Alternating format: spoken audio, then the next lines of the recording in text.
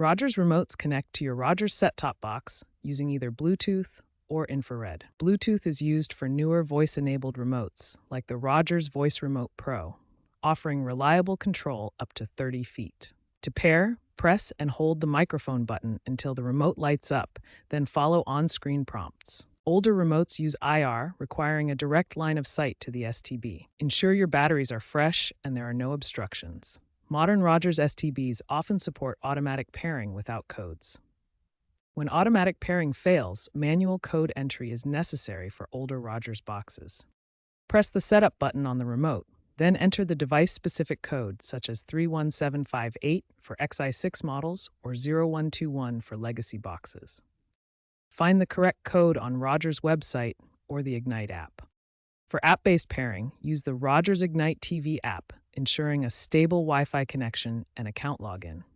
Common troubleshooting steps include replacing batteries, clearing obstructions for IR signals, and resetting the remote by holding the setup button for 5 seconds.